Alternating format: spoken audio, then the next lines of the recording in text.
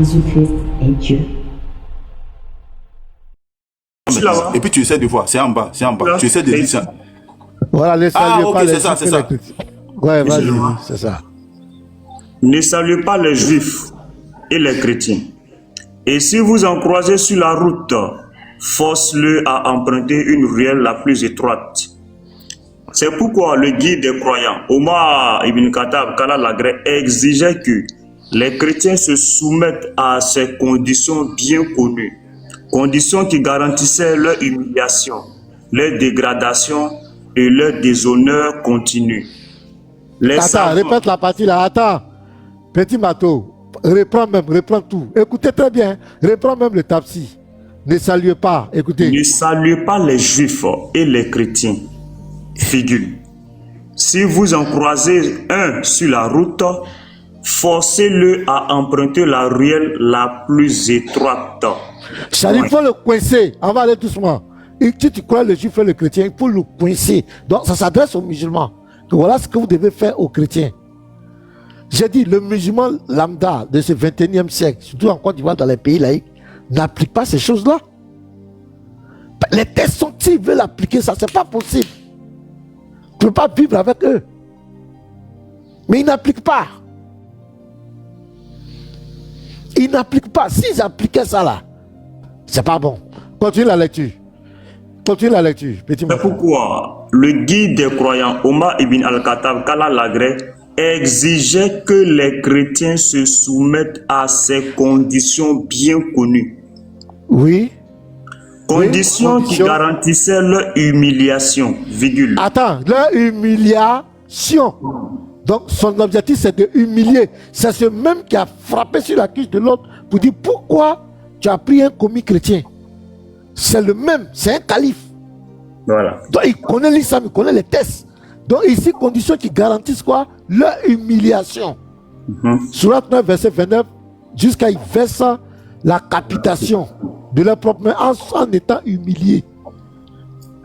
Humiliation, virgule. Leur humiliation, ouais, virgule. Leur dégradation et leur déshonneur continu. Donc les chrétiens doivent être humiliés, dégradés et déshonorés de façon continuelle. Les gars, c'est chaud, hein? C'est Coran, ça, c'est Coran, c'est Tafsir. Vas-y. Si tu veux rejeter le Coran, on s'en fout. Les savants du hadith rapportent d'après Abdurrahman bin Gaman al-Ashari qu'il a dit j'ai consigné pour Omar ibn al-Khattab Kala Lagré les... Petit Mato.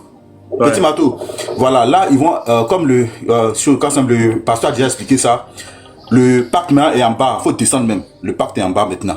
Parce que c'est ce que le pasteur a expliqué là, où il a consigné, ils ont parlé du gars, ils ont consigné, le chrétien qui allait travailler, tout et tout là, ils vont expliquer. Maintenant le pacte même est en bas, il faut descendre du tafsir, quand tu vas finir le pacte est en bas, parce que c'est très long, le pacte est vers la fin.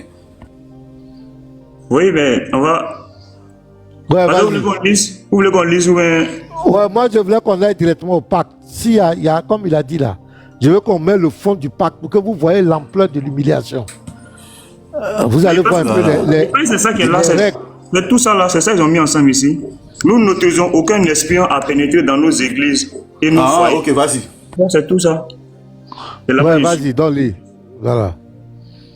J'ai consigné pour Oumar les thèmes du traité de paix qu'il a conclu avec les chrétiens au Levant. Au nom d'Allah, c'est le pacte maintenant qui est là. Au nom d'Allah, le tout miséricordieux, le très miséricordieux. Ceci est un document adressé aux serviteurs d'Allah, Omar, le guide des croyants, de la part des chrétiens de telle et telle ville. Lorsque vous, musulmans, êtes venus à nous, nous avons demandé la sécurité pour nous-mêmes, nos enfants, nos biens et les fidèles de notre religion. Nous avons posé comme condition de ne construire ni monastère, ni église, ni sanctuaire pour un moine sur notre territoire, virgule, ni de restaurer aucun lieu de culte qui en aurait besoin, ni d'en utiliser aucun à des fins hostiles envers les musulmans. Point. Nous n'empêcherons aucun musulman de se reposer dans nos églises, de jour comme de nuit, et nous ouvrirons les portes de nos lieux de culte aux voyageurs et aux passants. Point. Ceux qui viennent comme les invités bénéficieront du gîte et du couvert pendant 3 jours. Nous n'autoriserons aucun espion à pénétrer dans nos églises et nos foyers, ni ne dissimuleront la tromperie ou la trahison envers les musulmans. Point. Nous n'enseignerons pas le Coran à nos enfants. Nous ne ferons pas la promotion du shirk. Associanisme, nous n'inviterons personne au shirk. Et nous n'empêcherons aucun de nos coreligionnaires d'embrasser l'islam.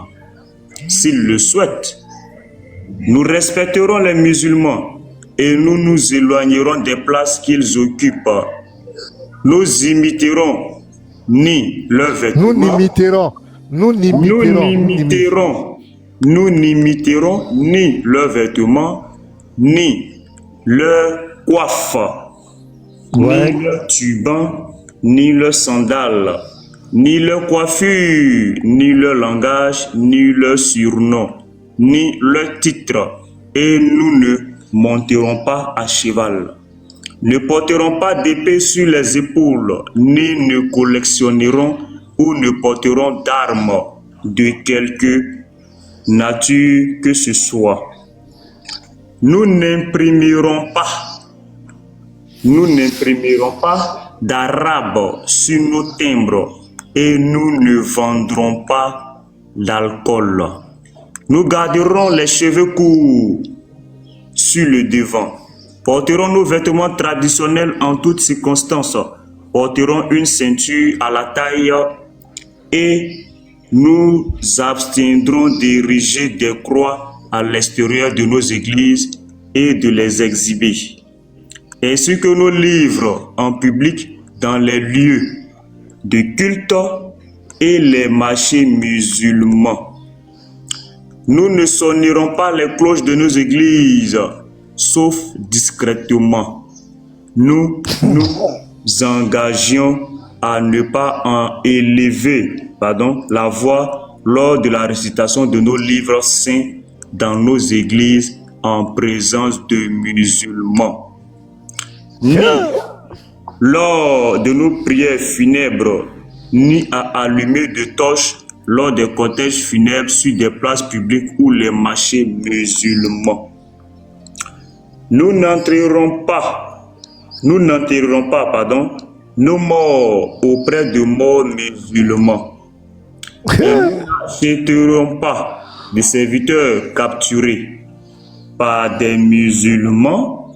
Nous serons des guides pour les musulmans et nous nous abstiendrons de violer leur intimité dans leur foyer. Lorsque je remis ce document à Omar, il y ajouta: nous ne frapperons aucun musulman. Telles sont les conditions que nous nous imposons à nous-mêmes et aux fidèles de notre religion en échange de notre sécurité et de notre protection. Point. Si nous manquons à l'une de ces promesses que nous avons faites pour votre bien, même à notre détriment, alors notre dîme, promesse de protection, est rompue et vous êtes autorisés à faire de nous ce que vous êtes autorisés à faire aux personnes rebelles et insolentes. Point. C'est grave. Voilà. Donc, voici comment il a amené les chrétiens à se soumettre aux musulmans. On parle de leur humiliation, leur dégradation, leur déshonneur continu. Il y a encore plus de détails. Il y a encore plus de détails. Où le pacte, la Gizia, parce que les chrétiens... Je vais chercher ça dans Tabari, là. Je cherche. Voilà. C'est Yeshua même qui avait ça, même le document complet même. Et donc, le chrétien était obligé de se soumettre. Parce que quoi? Parce qu'ils étaient en position de force, ils avaient une armée, donc il fallait créer, se soumettre à ça. Donc, en réalité, le chrétien n'a jamais déclaré la guerre aux musulmans. N'a jamais, le dogme du chrétien n'est jamais basé sur le rejet de l'islam. Le chrétien a sa foi que le musulman n'a pas compris et qu'il allait créer sa religion pour combattre le chrétien. C'est pourquoi il nous traite d'égarés, il nous traite de polythéistes, il nous traite d'idolâtres. Ce sont eux qui attaquent la foi chrétienne. C'est clair. Donc si quelqu'un veut venir dire que c'est le chrétien qui s'en a appris aux musulmans, soit c'est un ignorant, soit c'est un homme de mauvaise foi. Le dogme des chrétiens n'est jamais basé sur le rejet d'une communauté quelconque. Le message de Jésus est un message universel pour tous les hommes. Car Dieu a tant aimé le monde qu'il a donné son Fils unique, afin que quiconque croit en lui ne périsse point, mais qu'il ait la vie éternelle. On parle de quiconque. Le monde. Dieu parle du monde entier. Et quiconque, il n'y a pas d'acception de personne. Jésus a dit, aime ton prochain comme toi-même. Si j'aime mon prochain, je ne vais pas chercher à lui faire du mal. Jésus a dit, même si ton ennemi a faim, donne-lui à manger, donne-lui à boire s'il a soif. Priez pour ceux qui vous persécutent. La foi chrétienne n'est jamais basée sur le rejet de quelqu'un, sur une communauté. Mais je suis vraiment désolé pour vous. Vous qui voulez me faire croire que c'est le chrétien qui est le bourreau. Non, le chrétien est une victime. Le chrétien n'est pas le bourreau. Le chrétien est une victime. Et le chrétien est en train de se défendre. C'est pourquoi nous sommes sur les réseaux sociaux. Des gens ont raconté tout et n'importe quoi sur notre foi. Des gens ont menti pendant des siècles sur notre foi. Les gens ont rabaissé, humilié, du tout et n'importe quoi sur notre foi. Et ce qui a motivé notre engagement pour apporter une réponse intellectuelle sur les réseaux sociaux. Jamais le chrétien est un homme belliqueux. Jamais le chrétien n'est un homme violent qui vient s'attaquer à quelqu'un. Mais c'est la foi que nous défendons. Et parmi nous, il y a d'autres qui apportent des réponses proportionnelles. Parce qu'il y a des gens qui se foutent de la foi des gens, qui ne comprennent que leur langage. C'est-à-dire qu'ils se permettent de rabaisser les gens, de s'attaquer à la vie privée des gens, de s'attaquer aux gens. Il y a d'autres aussi qui leur répondent pour dire que comme tu te crois fou, tu crois que tu as le monopole de rabaisser les gens, de t'attaquer à la vie privée des gens. Nous aussi, on va te montrer pour te montrer que ça fait mal. Voilà comment certains chrétiens se sont adaptés à certains comportements de certains musulmans qui sont très méprisants. Comment tu peux prendre le livre de foi de quelqu'un et tu dis que c'est un livre pornographique? Comment tu peux t'asseoir, prendre le livre de foi des gens, tu dis que c'est pornographique? Comment tu peux traiter la foi des milliards de personnes de sataniques, que la mort de Jésus est d'origine satanique, le christianisme est satanique, et tu veux que les gens t'acclament? Comment tu peux traiter l'apôtre Paul, qui est quelqu'un de très important dans la foi chrétienne? Tu dis que c'est un imposteur, c'est un antéchrist. Tu vas même dire que c'est lui qui a inventé le christianisme. Tu vas dire que c'est lui qui est l'ennemi de Jésus. Tu lui donnes épilepsie avec beaucoup de mépris. Et tout à l'heure à 14h sur Facebook, Oussa Diané s'est permis de dire que les chrétiens, ceux qui adorent Jésus, vont tous en enfer. Lui, il est musulman. Donc c'est à ces réponses, à ces questions que nous les chrétiens, nous sommes venus répondre. Sinon jamais le chrétien n'a voulu rabaisser l'islam, le chrétien n'a voulu s'attaquer à Mohamed ou à Allah. Mais le chrétien ne peut pas permettre que le musulman qui a sa religion se permette de laisser sa religion et venir piétiner la foi des autres. Nous ne le permettrons pas. Nous ne l'accepterons jamais. Vos menaces, vos intimidations ne brisera jamais notre détermination à défendre notre foi. Si c'est spirituellement que vous voulez agir, vous avez perdu, parce que vous n'êtes pas plus fort que nous spirituellement. Si c'est d'autres menaces de plainte On va mettre lui en prison. On va mettre celui-là en prison. Vous ne pouvez pas nous mettre en prison. Parce que la justice ivoirienne est une justice de vérité. Avant de mettre quelqu'un en prison, on l'interroge. On va lui demander, qu'est-ce que tu as fait? Voilà ce qu'on te reproche. Qu'est-ce que tu dis? Le chrétien va apporter ses preuves. Parce que vous avez beaucoup parlé aussi sur TikTok. Vous avez votre race. Vous ne pouvez pas parler de votre religion. Vous ne pouvez pas enseigner votre religion. Votre objectif, c'est de narguer le christianisme. Voilà un Oustad Diané qui ouvre des lives chaque jour, 24 heures sur 24 heures, en train de piétiner la Bible, en train de narguer le christianisme. Le christianisme ne vient pas de Dieu. Ça ne vient pas de Dieu, ça vient de qui? C'est ton problème? Le chrétien dit Jésus est mort pour ses péchés. Ça te regarde? Ce n'est pas ton affaire. Si allez qui passe son temps à narguer, va te dire à testicule, va te dire attends, c'est ton problème, allez. Si nous on dit Jésus est un homme, Dieu s'est fait homme, nous on adore cet homme, ça ne vous regarde pas. Ce n'est pas votre affaire. Laissez les chrétiens tranquilles. Allez-y adorer votre Dieu qui est le Dieu tout-puissant là. Laissez les chrétiens tranquilles. Maintenant, nous on n'a pas de problème. Si vous vous donnez le toupet, le droit de vous attaquer à la foi chrétienne, acceptez aussi qu'on nous apporte une réponse claire.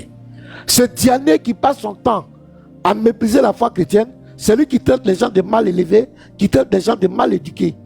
Mais quand toi tu te mets sur la toile, tu dis le livre de foi des gens est pornographique. Est-ce que toi tu es bien éduqué? Qu'est-ce que tu appelles une éducation? Et souvent mais il dit mal élevé. Ça dit traite les gens d'animaux. Toi qui parles comme ça, tu as reçu quelle éducation? Tu es vieux et c'est toi qui incites les gens de mal élevés. Tu as reçu quelle éducation, toi?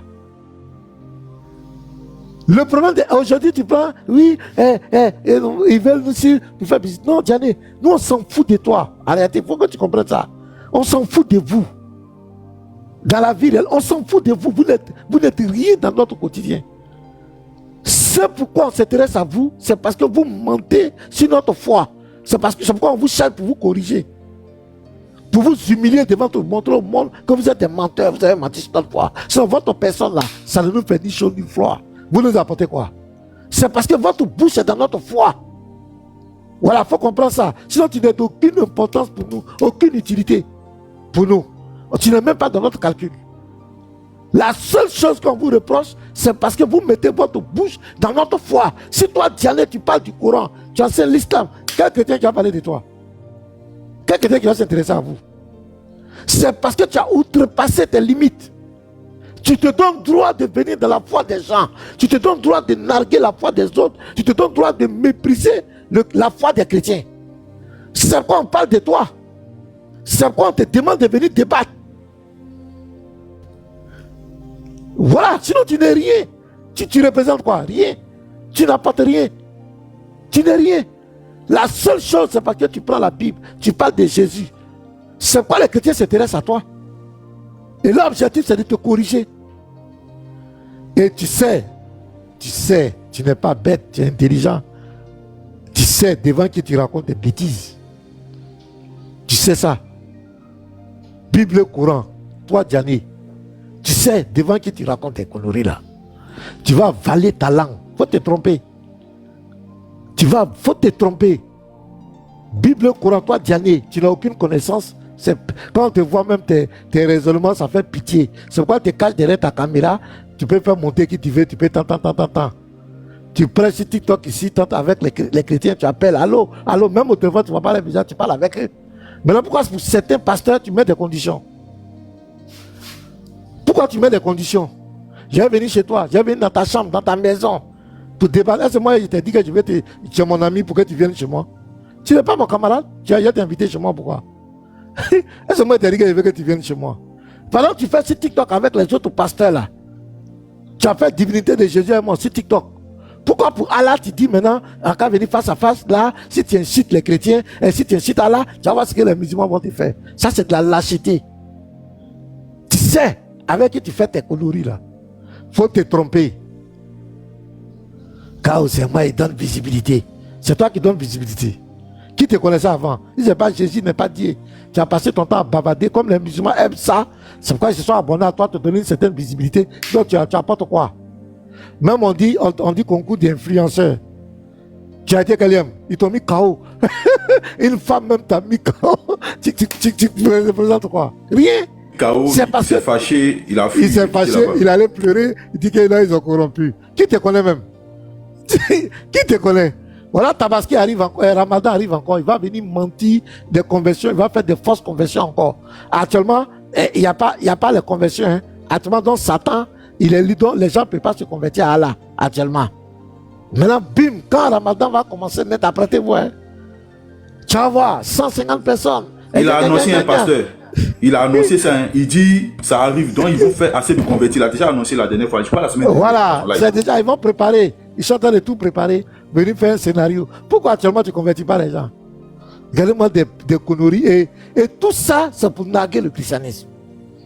Et tu vas voir 250 personnes, toi. Mais nous, on connaît, c'est quel chrétien qui s'est converti des 200? Ils sont où? Nous, on est en Côte d'Ivoire ici. C'est où? C'est qui? Donc les gars, nous sommes sereins. J'ai dit à mes frères et sœurs chrétiennes, chrétiennes, soyez sereins. Devant Dieu, nous avons raison. Devant les hommes, nous avons raison. Dans n'importe quelle juridiction, on va nous convoquer. On va se présenter, on va monter nos preuves. Devant une justice, personne ne pourra nous enfermer. Personne dans ce pays en Côte d'Ivoire. Parce que nous avons trop de preuves. Des gens bavardent, nous on documente. Nous là, c'est la force tranquille, on documente seulement. C'est conservé. Ils ne peuvent pas. Devant Dieu, ils ne peuvent rien contre nous. De Dieu de justice. C'est que les chrétiens n'ont jamais voulu faire du mal à quelqu'un. Les chrétiens ont le droit de se défendre. Les gens ne peuvent pas passer leur temps à former des groupes, se mettre sur les réseaux sociaux et toujours en train de narguer la foi de quelqu'un. Et vous croyez que les gens vont se taire? Jamais de la vie. La réponse là, on va vous apporter la réponse. On ne vous laissera jamais piétiner notre foi. Jamais de la vie. Respectez la foi chrétienne, on respectera la foi musulmane. Mais si vous donnez droit, le toupet de vouloir mépriser notre foi, vous allez avoir la réponse proportionnelle. Ça, soyez-en sûrs. Vos distractions, vos menaces, vos lives faites, il a fait ça, pourquoi il a fait ça, ils ont payé micro pour lui, pourquoi ils ont payé montre pour lui. Ça, si ça peut vous consoler, que ça peut animer vos lives, continuez. Mais notre détermination, vous ne pourrez jamais briser notre détermination. Donc respectez notre foi, nous respectons votre foi. Maintenant, si vous croyez que vous avez des arguments intellectuels, dans le respect, venez nous affronter, prouvez que votre religion est meilleure que nous, venez nous affronter. C'est ce qu'on vous demande. Que votre salut, vous avez un meilleur salut que nous, venez nous affronter. Il est écrit, pourquoi vous fuyez maintenant? Je vous parlais d'éducation, mon frère. Ah, chez vous là, ça reste à désirer. Hein? Chez vous, il y a des gens qui insultent les pères, les mères des gens. Des menaces. Si vous parlez de perversité, non, là, il ne faut pas t'amuser. J'ai le prix Nobel de la perversité. On ne va pas citer des noms. Mais il y a des choses qu'on a vues sur TikTok ici. Moi, si c'était moi, pasteur Ménard, je n'allais plus faire live.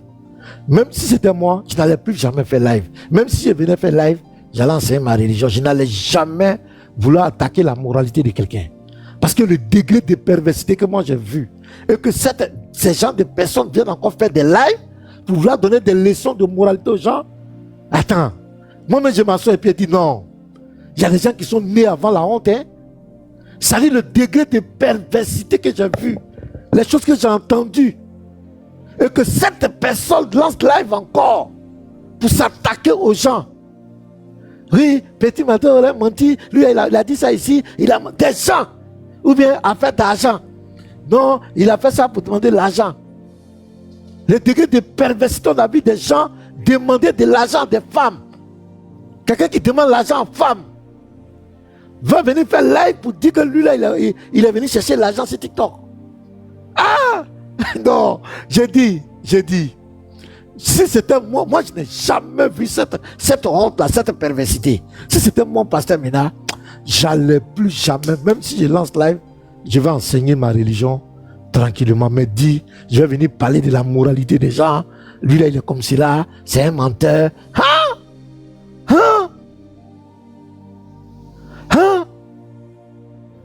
Toi qui as dit que les gens sont des menteurs. Toi. Tu as parlé de moralité, de perversité.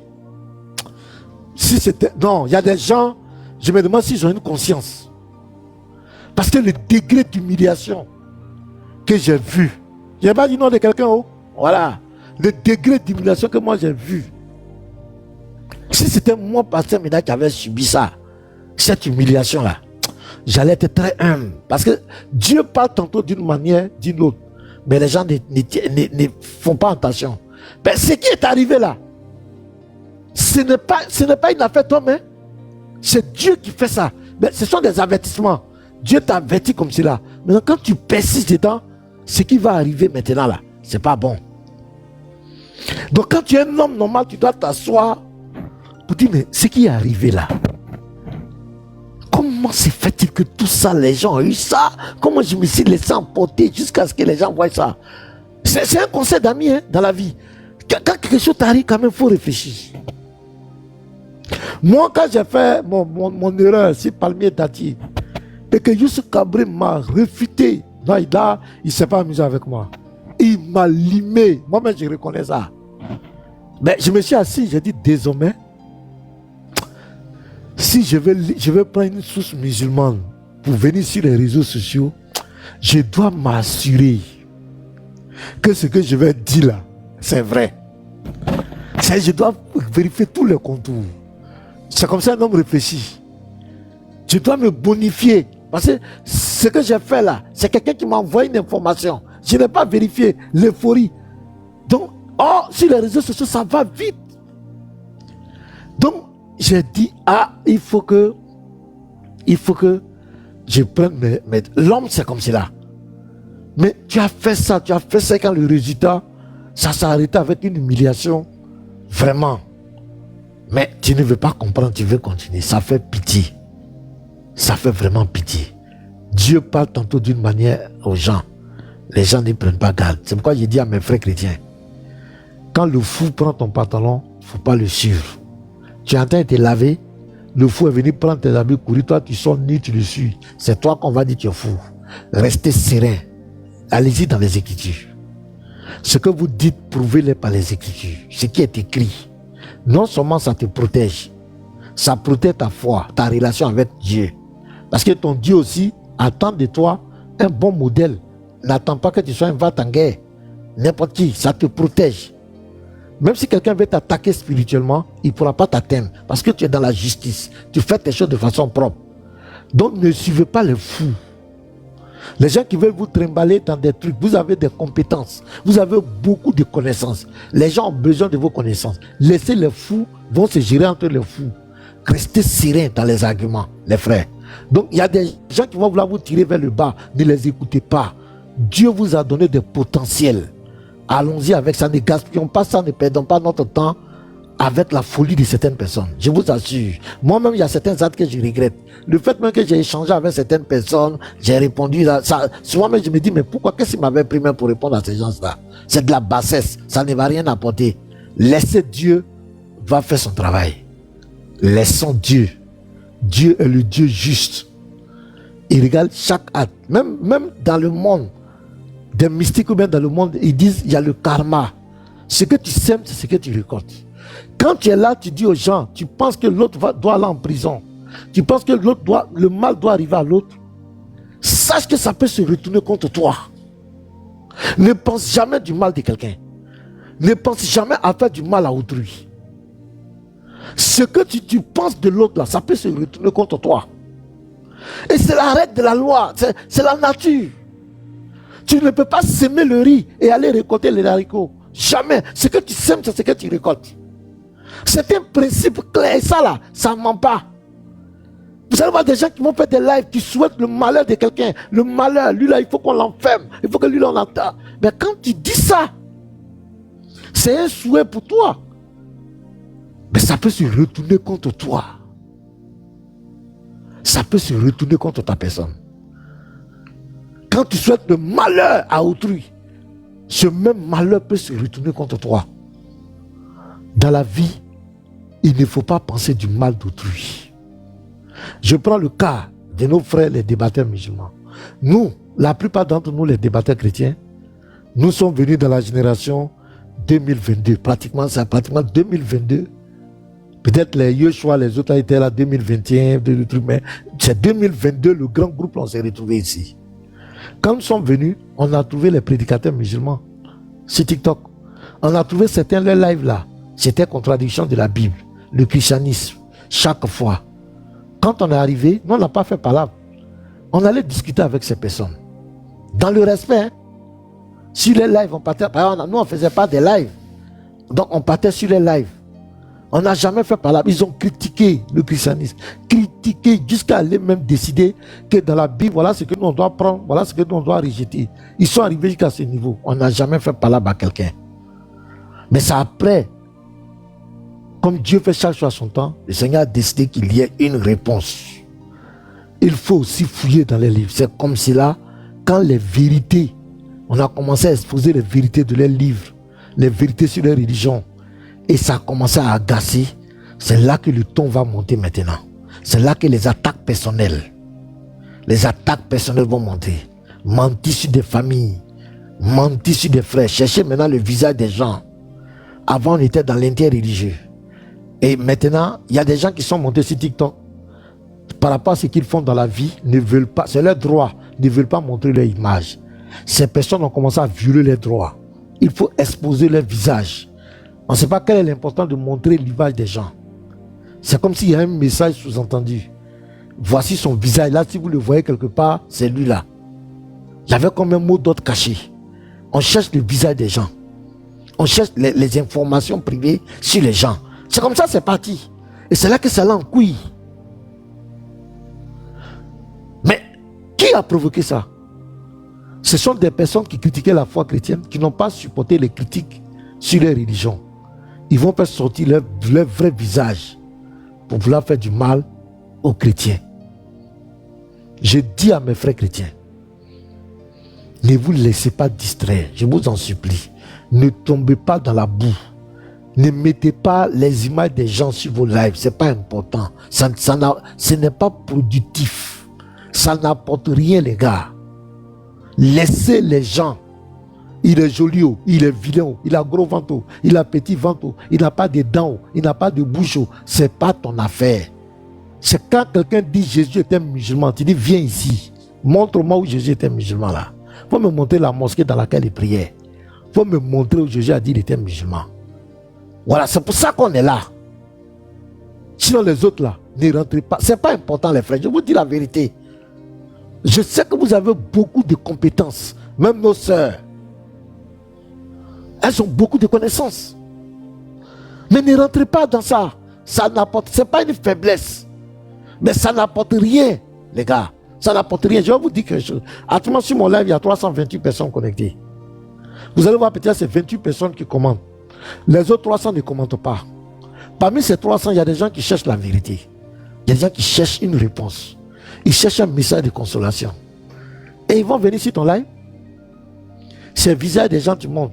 C'est la vie privée. Lui, là, est comme cela. Voilà sa tête, voilà son nez, voilà sa bouche, voilà ses fesses, voilà tant. Tu crois que ça va, lui, ça va lui apporter quoi? Peut-être nous, entre nous les chrétiens, tout le monde dit, ah, c'est plus, il faut attaquer, mais ces personnes, cette masse muette qui ne parle pas là, ça leur apporte quoi? Rien. Rien. Pas de fustiger un frère, c'est votre droit. Mais moi, je dis que ça n'apporte rien. Il y a des gens qui veulent vous trimballer dans la boue. Ne les suivez pas dedans. Ils avaient un objectif. Vous êtes l'église de Jésus-Christ. Le message de Jésus est le message le plus important dans ces derniers temps. C'est le message dont les gens ont besoin. Nous voulons le transmettre dans une atmosphère paisible, calme. S'il y a des gens qui veulent vous tirer de l'autre côté, ne les suivez pas. Laissez-les. Ils vont mourir de leur propre mort. Ils vont disparaître de leur propre disparition. Laissez-les, ignorez-les.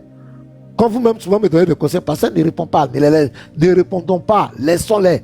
Argument contre argument, il est écrit tout à l'heure à un petit marteau. On a montré les tests. Voilà les tests. Nous, on présente des tests. Ça te fait mal, mais c'est écrit. Ça dit toi-même, tu t'en vas t'asseoir. Ah, vraiment, je suis contre lui, mais vraiment, c'est écrit. Hein. Je suis fâché, mais vrai là, c'est écrit. Donc d'autres sont obligés de dire, ce n'est pas dans le courant, ce n'est pas dans le temps, mais c'est écrit.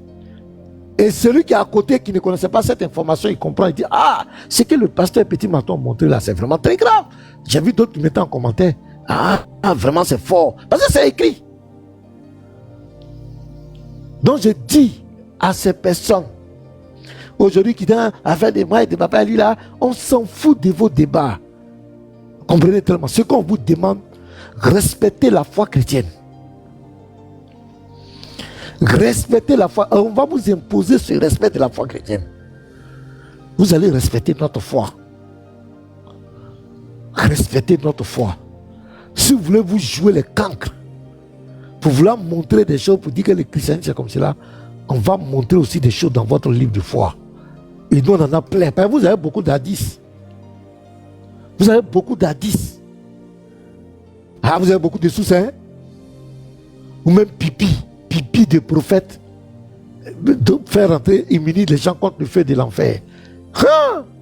Ou à cause des pipis, les gens vont châtier les gens dans la tombe. Vous avez trop de choses. Trop de choses. Donc, respectez notre foi, on respectera votre foi. Si vous voulez les débats intellectuels, nous on est prêts pour les débats intellectuels. Tranquille. Voilà. Mais ce qu'on vous demande, enseignez votre religion. Parce qu'il y a trop d'ignorants parmi vous. C'est nous, on va vous enseigner votre religion. Voilà. Diane, faut rester là-bas, mettre ton casque, comme j'ai mis pour moi là. Continue. Jésus n'est pas Dieu. Marie était un. Faut continuer. Mais tu ne peux pas te tromper. Tu nous connais. Tu n'es pas des Wikigang. Tu nous connais. Tu connais la force de frappe. Tu sais ça, tu n'es pas bête. Encore une fois, on dit quand tu rentres dans la douche, tu fermes la porte. Tu manges à checker. Peut-être 400. Tu n'es pas un enfant. Continue. Ben on se verra un jour. Que Dieu vous bénisse. Shalom. Ouais, Kane, tu voulais dire quoi? On vous appelle à la voix, à la vraie voix. Kane, pardon. Faut pas me maudire matin là. Pardon, faut pas me maudire. Toi, tu veux que moi je parte là-bas là. J'avais lancé le live. J'étais un peu là et après je me suis déplacé. Et après je reviens. Je vois que le pasteur a parlé des musulmans. Ils sont pas prêts pour les chrétiens. Les musulmans sont pas. Non, j'ai dit les tests. Sinon, je sais que toi, Kane. L'islam, il parle de l'islam. Je ne parle pas de toi. Je sais que toi, Kane, tu n'appliques pas ça. Mais les tests que j'ai montrés là, tu as vu quand même les tests, non? Est-ce que j'ai menti? Oui, non, en fait, tu as lu, vous avez lu un test, vous n'avez pas compris le test. Ou soit les tests. Vas-y. Ok, merci. En fait, en parlant de l'histoire de Omar Ibn Khattab, tu vois, Petit Mato a lu le tafsir, mais je sais que vous-même vous avez compris le tafsir. Omar Ibn Khattab n'a pas imposé quoi que ce soit aux chrétiens de Jérusalem. Il y a le livre ici, le parole de l'islam que j'ai présenté là. Si vous me mettez en grand, je vais présenter. Même le tafsir de la sourate 9, verset 29 là, j'ai ça ici. C'est les chrétiens eux-mêmes qui écrivent un livre ou soit une lettre qui adresse une lettre aux musulmans. Omar Ibn Khattab, il n'était même pas à Jérusalem, il était à Médine. Comme ils ont appris que Jérusalem est pris, donc du coup les chrétiens de Jérusalem, qu'est-ce qu'ils vont faire?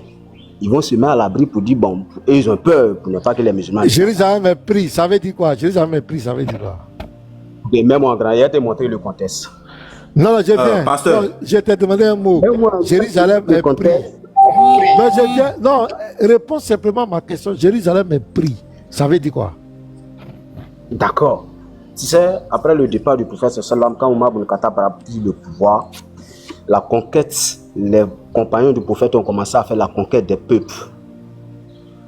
Antioche, ils ont commencé à faire la conquête des peuples. Ils sont sortis, ils ont prêché, ils ont commencé à prêcher, ainsi de suite. Ils ont commencé à prêcher. Mentir, hein? Non. Prêche. Faut pas mentir aux gens ici.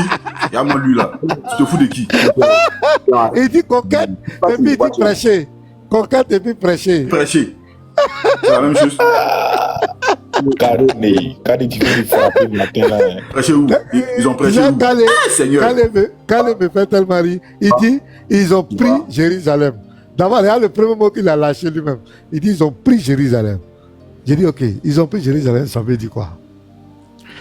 Il sait que je vais rentrer dans le fond. Donc il tourne. Après, il dit, non, après le prophète, ils ont fait des conquêtes. Et après, conquête comment? Il dit, non, ils ont prêché. Non. Ils sont allés imposer l'islam là. par l'épée.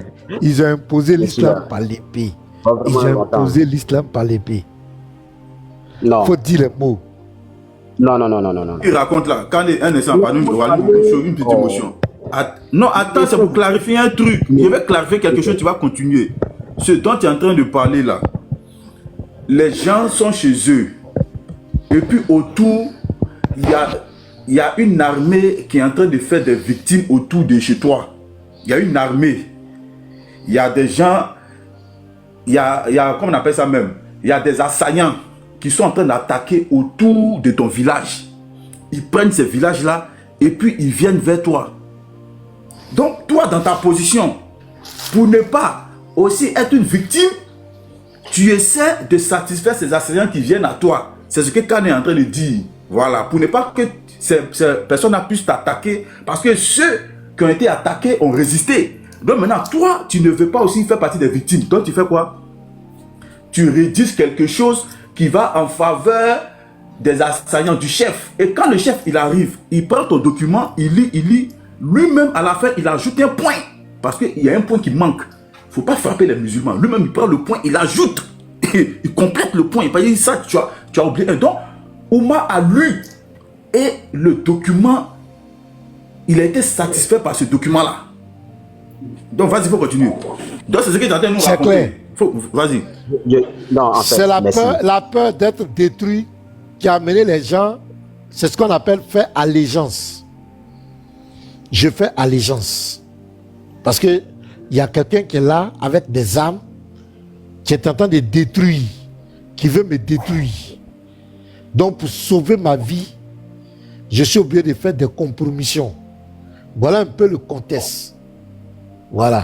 Donc Omar, tu dis après, tu as dit, non, je viens. Tu as dit que après la mort du prophète, qu'est-ce que les califes ont fait? Il faut nous expliquer.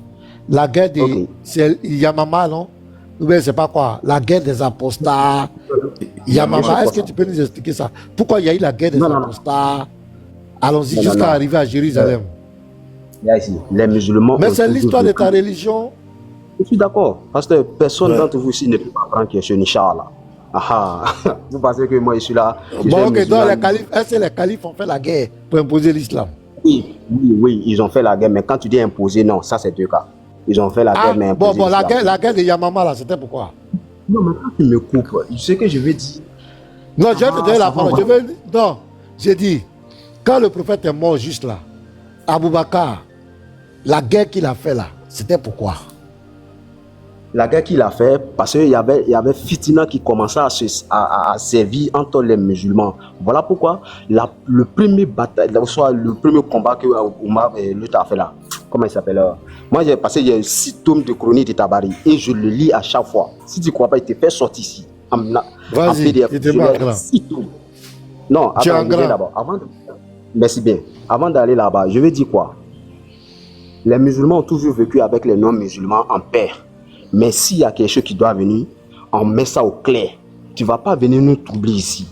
C'est ce qui l'islam a toujours prêché. Regardez, je vous lis un hadith. Oh, c'est quoi ça encore? Bon, ok, prenez Bukhari 31 combien? Écoutez ce que le prophète il dit. Hein. Bukhari 31, 66. Parce que j'ai voulu taper tout à l'heure mon téléphone. Je vais lire moi-même. Bukhari 31, 66. Écoutez, qu'est-ce que le prophète dit? 31, 66. Excusez-moi. C'est pour prouver quoi? Le hadith que tu veux dire, c'est pour prouver quoi? Ça vous dit que l'islam est une religion de paix, l'islam n'a jamais attaqué quelqu'un, c'est ça? Oui, l'islam est une religion de paix. Mais ici, écoute ce que le prophète... Cané. Je suis là, non. D'ici, je suis au boulot, d'ici, oui, il n'y a pas de problème. Je suis là. Et le hadith là, même.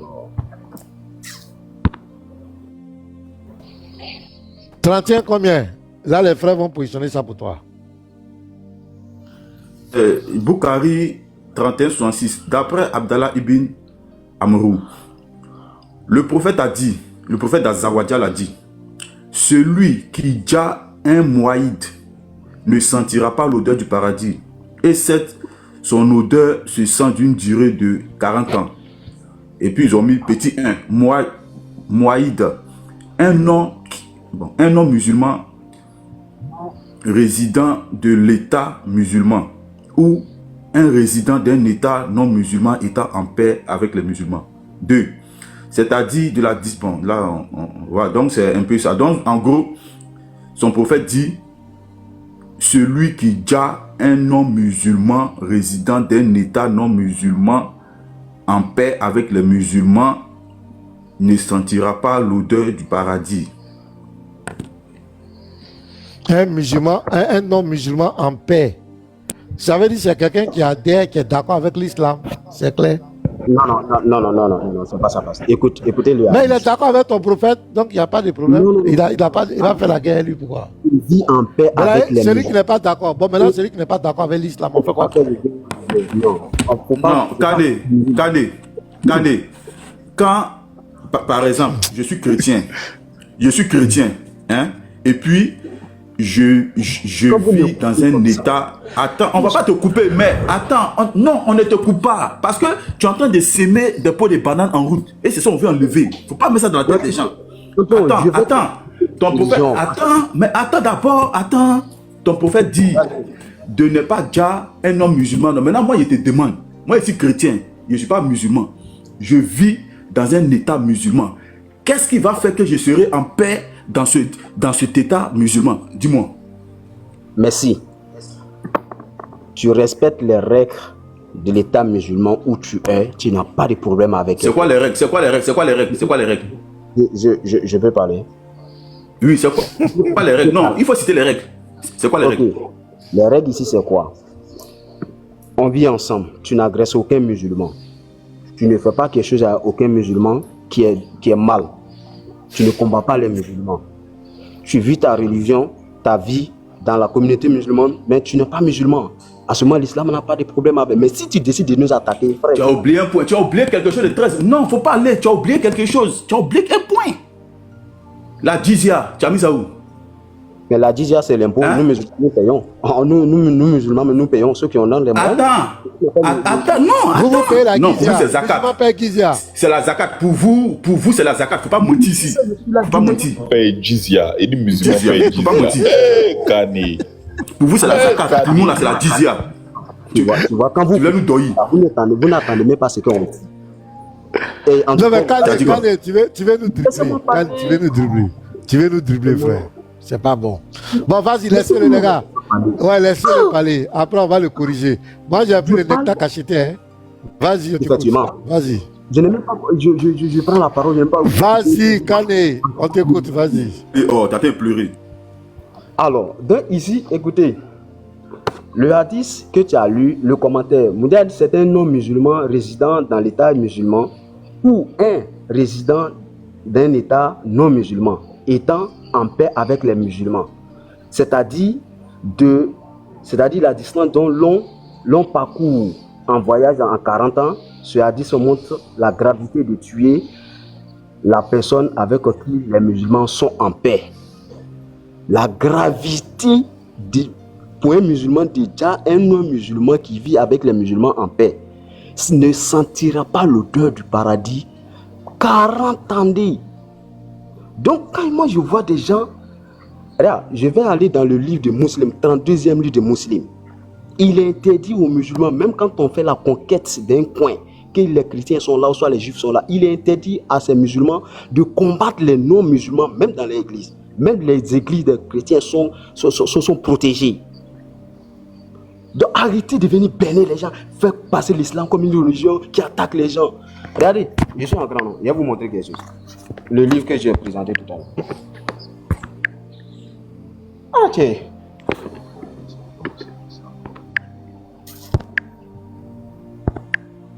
Le portable là me fatigue souvent.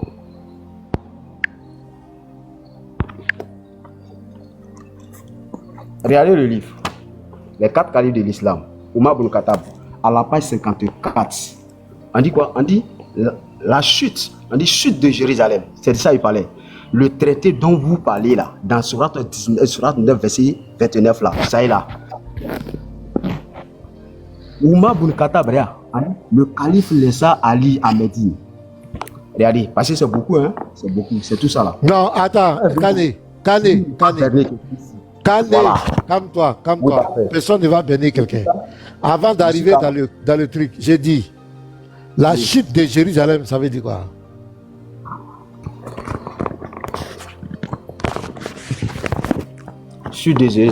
La chute de Jérusalem, c'est que c'est quoi? Oui, ça veut dire quoi? Avant que les musulmans n'arrivent à Jérusalem, c'est les juifs qui sont là.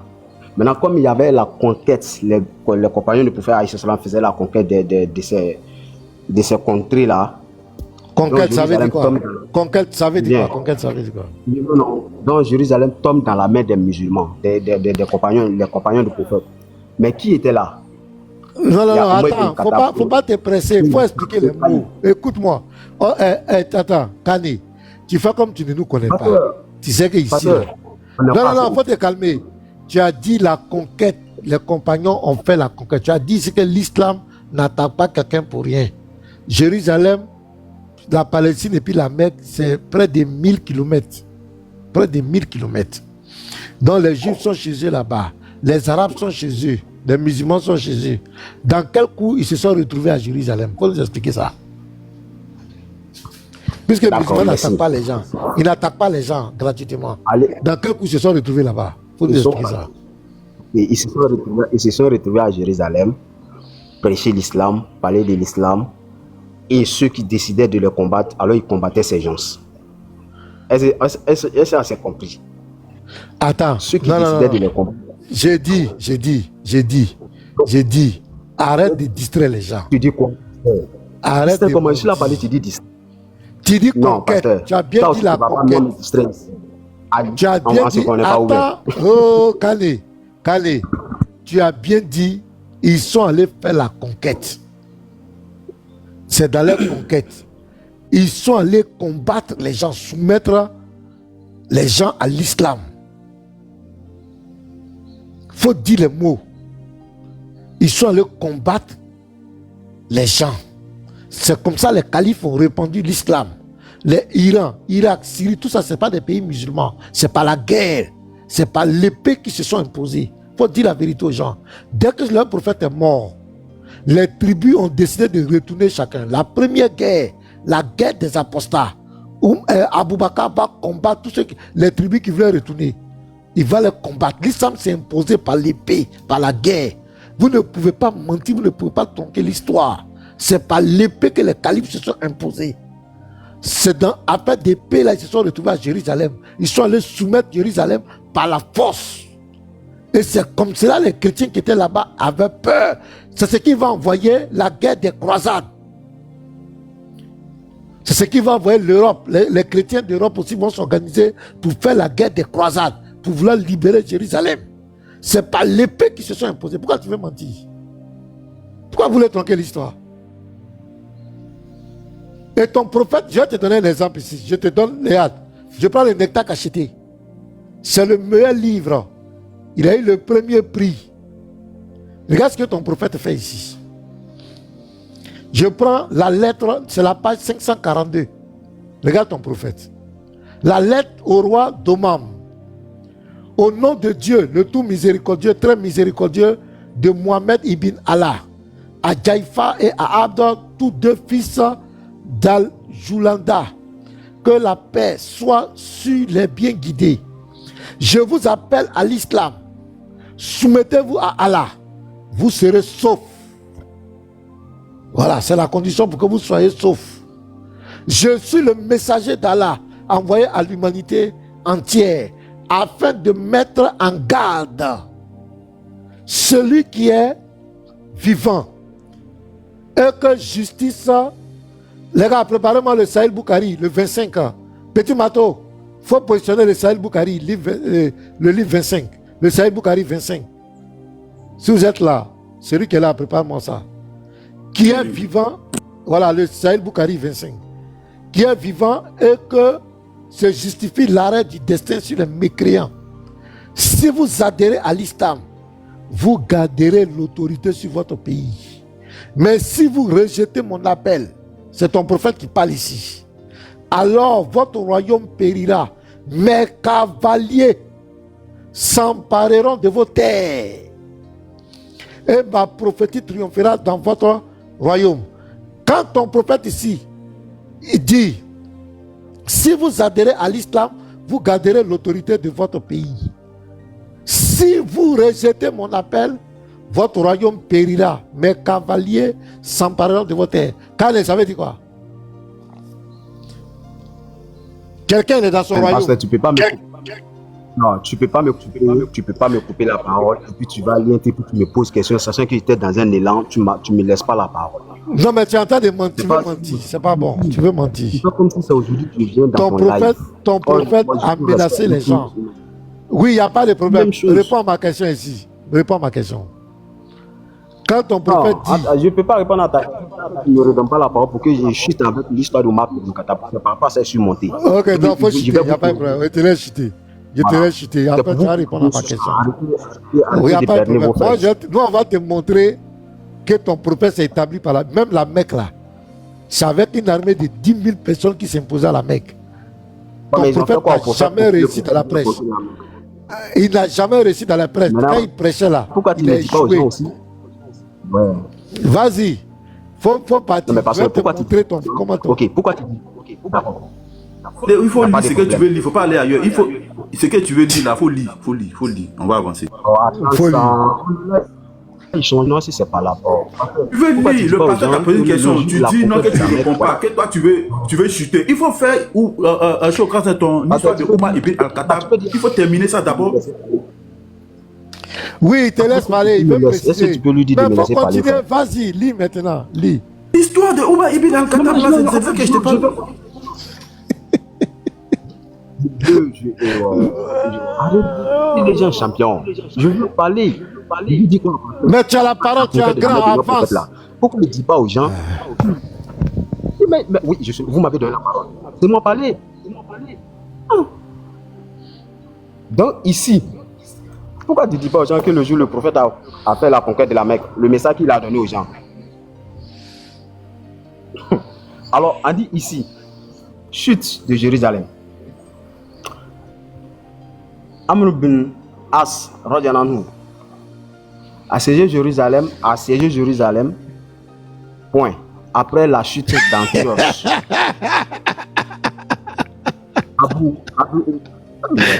Il a fait quoi à Jérusalem? Non, il a prêché. Après la chute d'Antioche. Non, relis d'abord, relis avant, reprends même. Attends, j'ai fermé mon micro, j'ai pété des rires ici. Oui, effectivement, parce que quand vous ne laissez pas les gens parler, c'est comme ça. Il faut lire. Abu Obeida, Khalid, et autres chefs musulmans se joignent à eux, à lui. Reprends tout.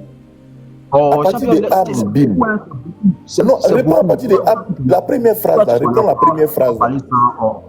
Tu me reprends juste ta lecture. Mais pourquoi tu t'énerves même? Il te dit simplement de reprendre ta lecture. Je ne suis pas énervé.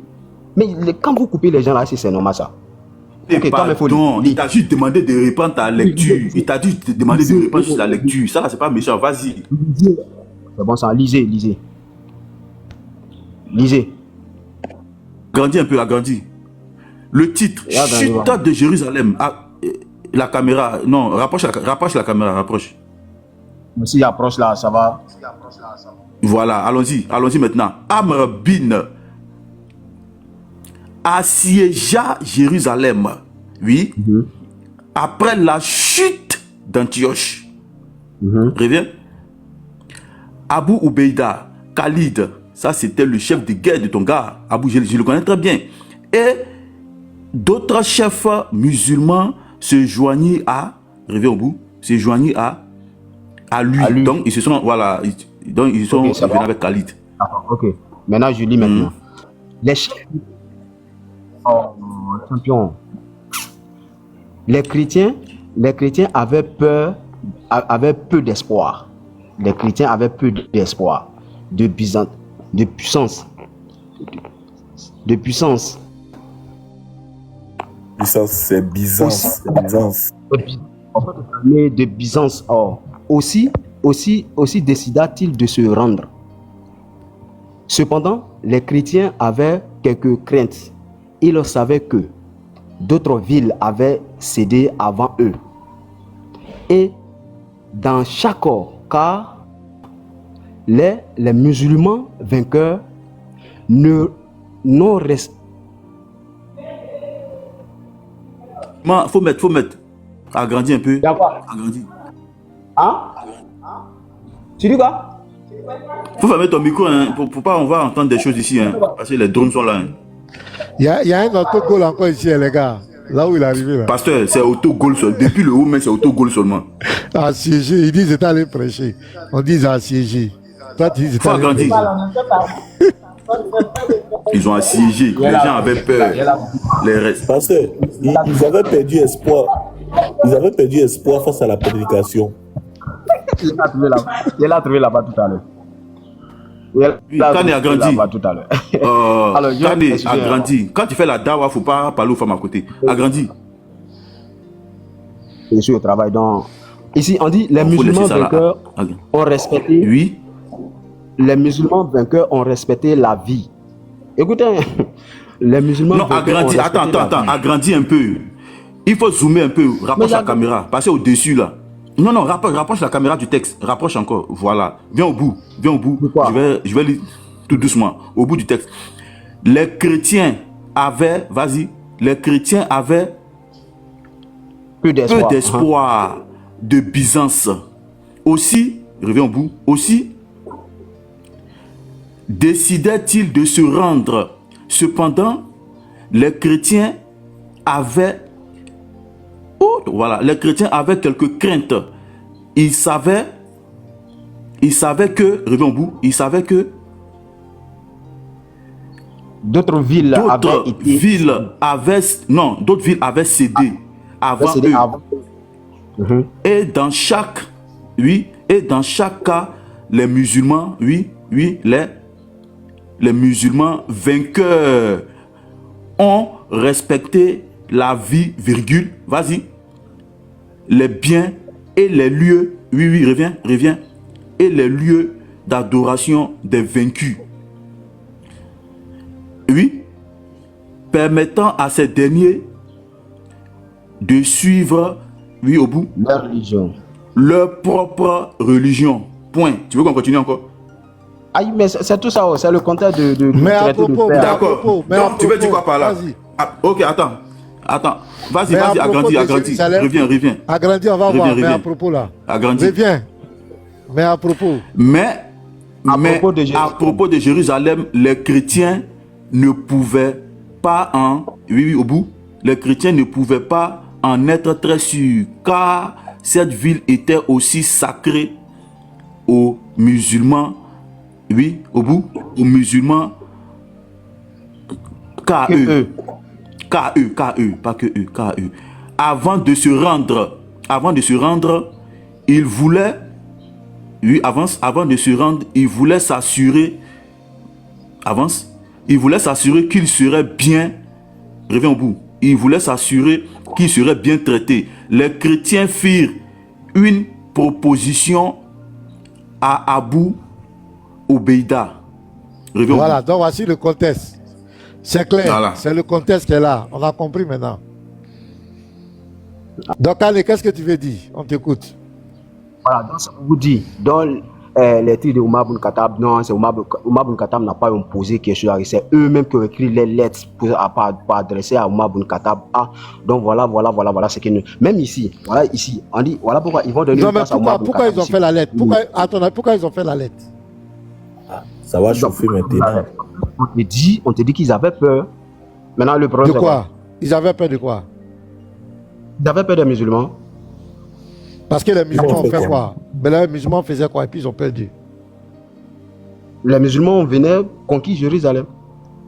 Parce qu'ils ont fait la conquête. Comment? Ils ont fait la conquête comment? Ils ont fait ça comment? Ouais, explique-nous. Qu'est-ce qu'ils ont fait? Ils sont venus chanter avec des baffes. Ça va chauffer maintenant. Non. En fait, ils ont parlé de l'islam. Ils sont venus proposer l'islam. Bien sûr, en suivant avec des guerres. Attends, relis la première phrase. Là. Relis la première phrase. La première phrase du document. Voilà. Voilà ça. Lisez. Oui. Attends, lis. Amra. Attends, lis. Amra. Bin. Attends, lis. Al-As. Assiégea Jérusalem. Qu'est-ce que signifie assiéger? Qu'est-ce que signifie assiéger? Explique, je ne sais pas. Non, Khaled, tu vas expliquer ça aujourd'hui là. Même si tu veux prendre ton dictionnaire, il faut aller mettre assiéger, veut dire quoi? Tu vas nous expliquer ça. Non, je ne mets pas. Non, prends ton dictionnaire, prends toi-même, tu vas expliquer assiéger veut dire quoi? C'est pas nous, on va parler. Il faut que ça sorte de ta Ok, il n'y a pas de. On te voilà, va chercher, assiéger. Ça veut dire quoi? Ah, sueur qui a coulé sur toi là, tu vas pas croire. Sur ta tête chauve là, sueur va couler dessus. Son test. Parce que maintenant, il y a une partie où on dit qu'ils n'ont pas détruit. Il va nous expliquer tout ça là. Parce que même Tabari en parle. Oh, tu as nettoyé ta tête. Oh, tu as nettoyé, laisse ça. Tu as nettoyé, laisse ça. Assiéger, assiéger veut dire quoi? Tu as nettoyé la sueur. Assiéger, il faut chercher. Passez-moi bien. Calme aussi, la tête, hein? Calme. Calme. Et puis il a rasé ça comme ça. Calme. Oui, un jeune, tu es jeune et puis tu es chauve, frère. C'est pas grave. Tu n'as pas la chance, hein, frère. Tu es jeune et puis tu es chauve à ton âge. Est-ce qu'il est chauve? Faut chercher à assiéger. Il est chauve. Quand il est chauve, il est bien chauve même. Vous laissez sa tête là. Quand c'est mon gars, il est bien chauve. Pardon, mais tu ne vois pas ma photo sur ma page Facebook. Assiéger. Il faut chercher à assiéger là. J'ai ta photo, tu es chaud. Faut chercher à siéger là. Allez, tu dis que tu n'es pas chaud. Allez, tu n'es pas chaud. Donc ouvre ta caméra. Il s'est rasé. Tu as rien pour il s'est rasé. Quand des fois chercher à siéger là, faut pas le distraire. Faut pas le distraire, faut chercher à siéger là. Calé, tu as trouvé à siéger là. Maintenant, tu as dit que tu allais répondre à ma question ici. Tu as dit quand tu as fini, tu as répondu. Ma caméra bas. Ouais, ça fait rien. Tu es un joli garçon avec la barbe. Tu es un joli garçon, on a compris à siéger. Attends, je vais acclamer la beauté de Kali. Ah, Kali, sans produit désertique. Joli garçon sans produit désertique. Avec les lunettes, la barbe bien entretenue. Comme son prophète Mohammed, Salali wa Salah. Mais là, non, le mot assiégé veut dire quoi, Kali?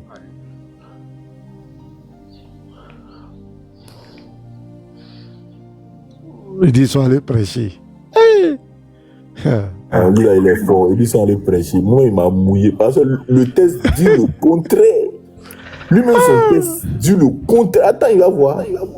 Non, le test même est tellement clair. Le contexte même où les chrétiens ont écrit les choses parce qu'ils craignaient pour leur vie. Non, on dit de chercher le mot assiégé. Assiégé veut dire quoi? Assiégé. Entouré. En grand nombre. Un lieu. Oui. Quoi? On n'a pas entendu, hein? Il a bégayé. Quand on n'a pas. Qu'est-ce que signifie être assiégé? Il n'y a pas de problème. Il dit entouré. Bon. Mais pourquoi il se mute? Calé, pourquoi tu te mutes? Oui, je viens. On dit assiégé. Qu'est-ce que signifie être assiégé? Assiégé, entouré en grand nombre, un lieu. Oui. Ça c'est quoi?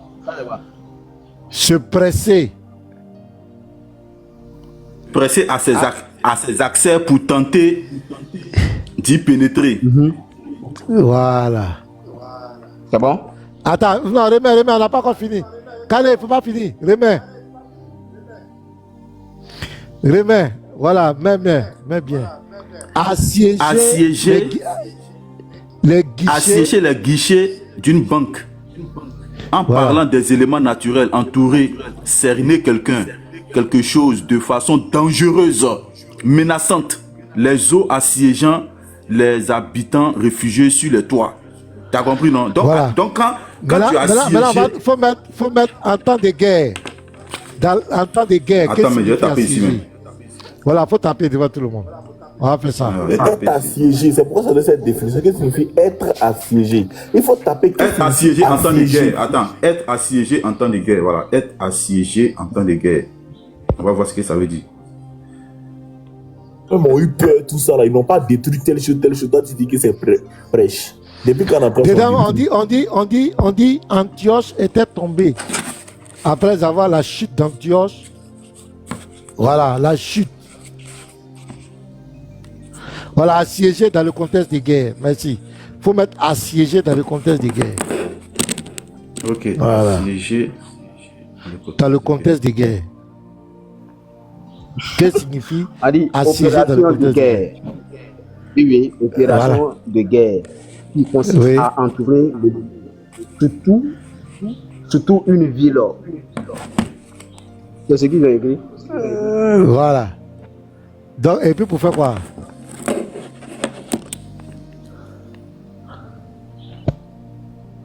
Attends, Gazi est là.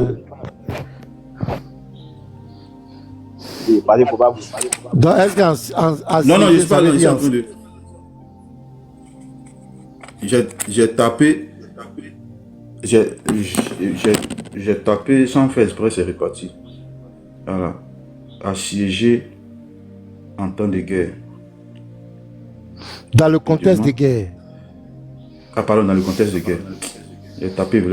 C'est le texte qu'il a lu là, c'est dans le contexte de guerre. On dit, l'autre était tombé, l'autre était tant, et ils avaient peur pour leur vie. C'est pourquoi ils vont proposer des choses. Mais moi-même, le contexte de guerre là, même là, c'est lui qui attaquait les gens. Les gens étaient chez eux. C'est lui qui partait imposer. Oui, mais c'est lui seul qui attaquait les gens. Ici. C'est lui seul qui partait combattre les gens. Assiégé dans le contexte de guerre signifie. Voilà. Être encerclé par une force ennemie qui bloque toutes les voies d'accès et de sortie d'une ville, d'une forteresse ou d'une position militaire afin de l'isoler, l'affaiblir et la contraindre à se rendre. Claire, concrètement, une population ou une armée assiégée, être coupé des renforts des vivres.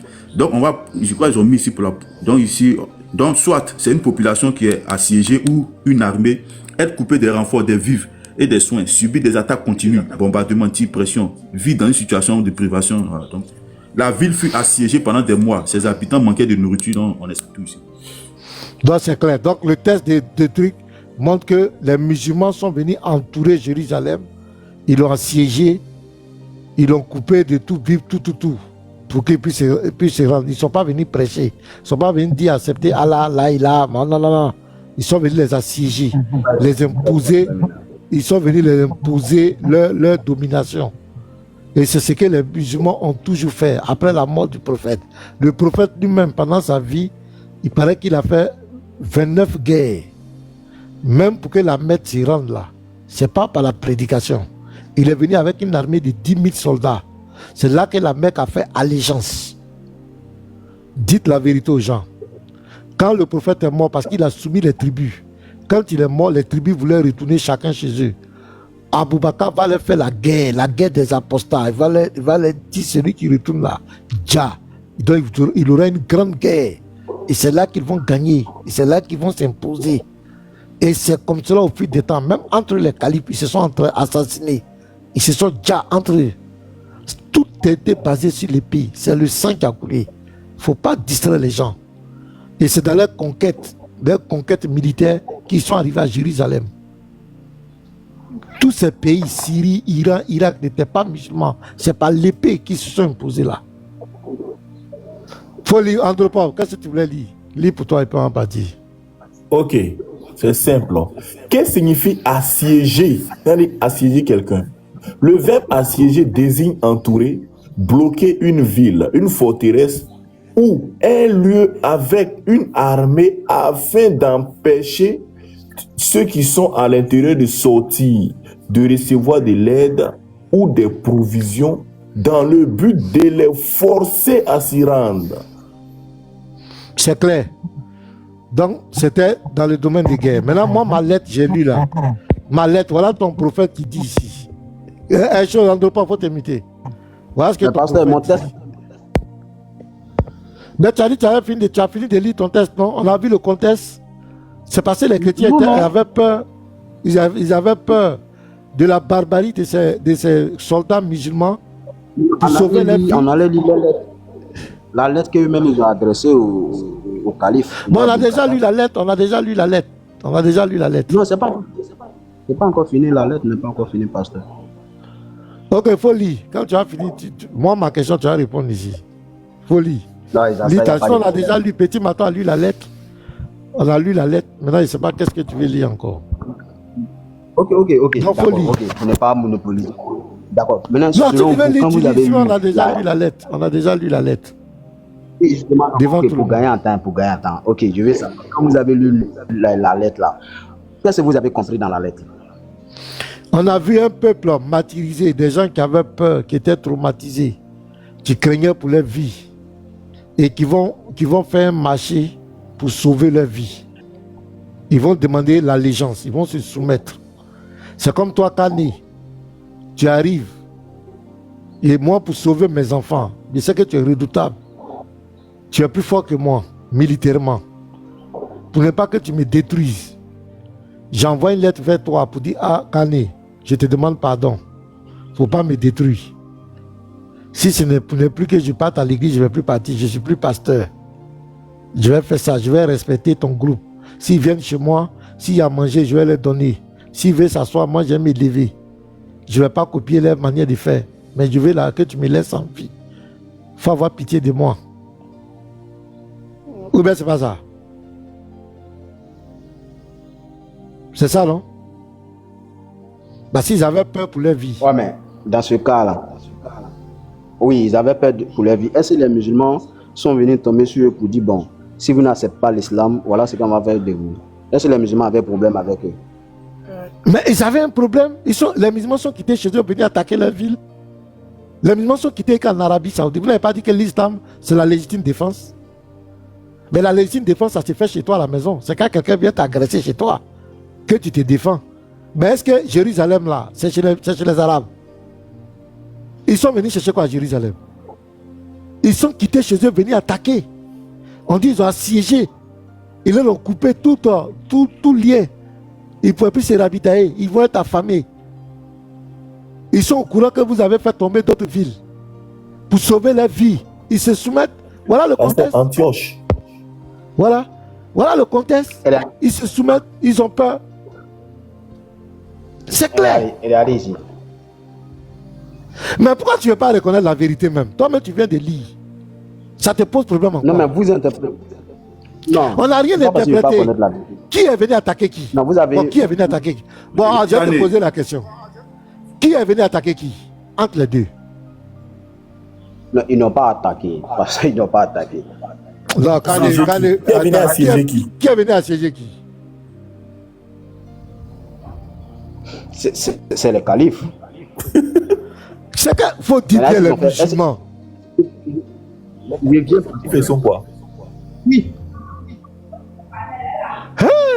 La vérité, c'est quelque chose, hein? La religion des califes, c'est quoi? La religion des califes, c'est quoi? C'est l'islam.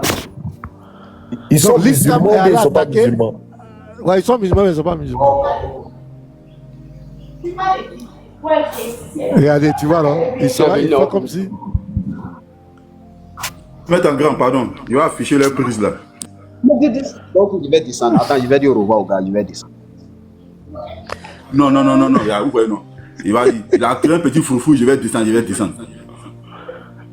Vous attendez. On dit, Jack. On n'entend rien. Bon, il faut descendre. S'il veut partir, laissez-le partir. Nous, on va avancer. Faut partir. Il dit, il a été travailler. Ici, là, dans Tabari, il y a les titres.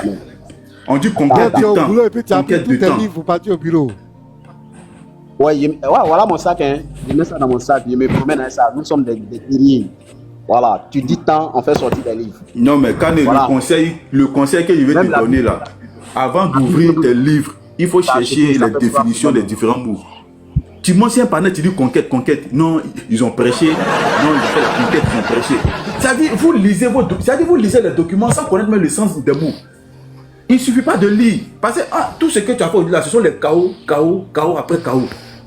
Et toi, tu veux défendre ça. C'est quoi tu appelles K.O.? Je dis, l'islam s'est répandu comment? Dis-nous. Par l'épée ou par la prédication? L'islam s'est répandu par l'épée ou par la prédication? L'islam s'est propagé avec la Hein? Quoi? Bien, je peux parler. Tu me poses question, je n'ai même pas encore dit. Mais tu parles pas, il y a un silence. C'est pas que tu parles pas, c'est tout. Bon, faut parler. Non, moi, je suis habitué à tes trucs là, hein, voilà. Faut répondre à la question. Très bien. Regarde, l'islam s'est propagé avec plusieurs manières. C'est bon? La légitime défense, tu nous as attaqué, on se défend. Je dis comment l'islam s'est répandu. Non, quand tu dis c'est comment la frère, c'est vaste. Je te donne les détails parce que je suis musulman, moi je fais des recherches sur ma religion. Écoute très bien. L'islam s'est propagé avec la prédication. Avec la prédication. Après, les guerres sont venues au deuxième moment. Est-ce que tu comprends? Voilà. Les guerres comment? Attends, regarde ici. Les guerres comment? Quelles sont les guerres? Les guerres comment? Pasteur, mais on nous a attaqué, donc on se défend. Sourate 22, verset 49 et 39. Regardez. Oui, attends. Galizi, non, faut pas lire. Pardon. Donc, tu dis quoi? Première, prédication. Deuxièmement, légitime défense. Guerre. Troisièmement, oui, c'est fini? Oui, pour le moment, oui. Donc, c'est les deux moyens seulement. Par la parole, par chose, comment dirais-je? D'accord, maintenant, troisièmement, le document que toi-même tu as lu là, qui allait assiéger Jérusalem? Les musulmans. Le fait d'aller assiéger Jérusalem, est-ce que c'est légitime défense? Mais ça, c'est pas légitime défense. Ça, c'est pour aller prêcher la religion d'Allah, parce que c'est la religion d'Allah qui doit dominer sur la terre. Et non du tout. Aïe, donc pour prêcher, on doit assiéger les gens. Non, regardez qui est chose. Donc pour prêcher la religion d'Allah, on doit assiéger toute une ville. Pasteur, en fait, si non, je mais veux rentrer vraiment, dans j'ai dit où? Non, si il faut rentrer dedans. Non, Pasteur Ménard. Si tu veux rentrer dans quoi? Dans quoi? Si on veut rentrer dans tous ces détails-là, on va nous amener loin. Non, ces détails-là, il faut parler de ça.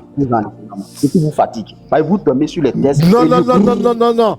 On dit l'islam allait assiéger Jérusalem. Ils se sont levés, les Arabes sont quittés chez eux. Après des 1000 km, plus de 1000 km, ils sont allés siéger. Ils sont allés assiéger Jérusalem. Ils sont allés attaquer les gens. C'est vrai ou bien c'est faux? Non, mais il n'y a pas eu de guerre, pasteur. Il n'y a pas eu de guerre. Ils ont assiégé, mais il n'y a pas eu de guerre. Ils ont assiégé. Oui, ils ont assiégé tout simplement. Assiéger une ville là, c'est un acte de guerre ou bien c'est pas un acte de guerre? Ouais. Réponds. Assiéger quelqu'un là, c'est un acte de guerre ou bien c'est pas un acte de guerre? Tu as fini? Ah, ok. Allons. J'ai dit assiéger quelqu'un là. C'est un acte de guerre ou bien c'est pas un acte de guerre? Non, je vais revenir parce qu'il y a pression sur moi. C'est en dit de descendre du palais, on doit aller faire des courses. Je vais revenir. Ah, tu me connais, non? Okay. Moi, je ne laisse pas faire. On va parler de ça. Aïe. Mais ma question là, tu n'as pas répondu à ma question, tu t'en vas. C'est malheureux, c'est pas grave. Les gens. Oui. On va voir un exemple ici. Conversion des chrétiens de Najran en 631. Voilà. Apôtre, attends, je te rappelle. Conversion des chrétiens de Najran en 631. Le prophète envoya à l'an 10 de l'Égypte, Khalid, lui là, c'était l'homme de main. C'est cet homme-là qui faisait le sale boulot pour lui. Il était partout. On dirait que c'était un guerrier, hein? Lui là, en tout cas, quand le gars doit envoyer quelqu'un dans une mission terrible là, c'est Khalid. Khalid seulement, c'était Khalid ibn al-Walid à Najran. Avec l'ordre de faire à la population 3 fois l'appel à l'islam avant de leur livrer bataille. S'ils y répondaient, leur conversion serait acceptée. Sinon, il faudrait les réduire par la force. Tu as vu ça? Ça, c'est, voilà les dawa. Ça, c'est les dawa, ça. Biographie de leur prophète. Ibn Hisham, page 316. Khalid partit dans leur pays et dépêcha partout des cavaliers. Donc, il dépêcha partout des cavaliers qui criaient aux gens: convertissez-vous à l'islam et vous serez sauvés. Les gens se convertirent, donc les chrétiens se convertirent et évitaient le combat. Contre Khalid. Ce dernier séjourna chez eux pour leur enseigner le livre d'Azawajal. Maintenant, on va descendre ici. Là. Le prophète répondit, ah non, donc là maintenant, quand il assiège, le prophète maintenant donne des consignes. On dit ensuite, une délégation va venir le trouver. Lorsque le prophète les vit, donc il y a une délégation qui quitte à Najran pour venir voir le prophète. Lorsque le prophète les vit, il demanda qui étaient ces gens qui ressemblaient à des hindous. On lui répondit que c'était des habitants de Najran. Une fois mis en présence du prophète, ils le saluèrent et déclarèrent: nous témoignons que tu es l'envoyé d'Azawajal et qu'il n'y a un seul Dieu. Moi aussi, dit le prophète, je témoigne qu'il n'y a qu'un seul Dieu et je suis son envoyé. Est-ce bien vous que révolte un reproche? Leur demanda-t-il. Il se tut. Le prophète répéta la même question 3 fois. Et personne ne broncha. La 4e fois, Yazid ibn al-Abd al-Madan répondit: oui, nous le sommes. Répéta-t-il 4 fois. Maintenant, c'est le prophète maintenant qui parle ici. Si Khalid ne m'avait pas écrit pour m'informer que vous étiez convertis à l'islam sans combattre, j'aurais jeté vos têtes à vos pieds. Voilà. J'aurais jeté, ici c'est bien écrit. Ça, c'est dans Ibn quoi? C'est dans Ibn Ishaq. Ibn Hisham, la biographie. Attends. Page 316. Ah, c'est là, moi je n'ai pas ça. Moi c'est l'autre là, Ibn Ishaq. Page 316. D'accord. Tu me fais ça. Chose. Petit matin.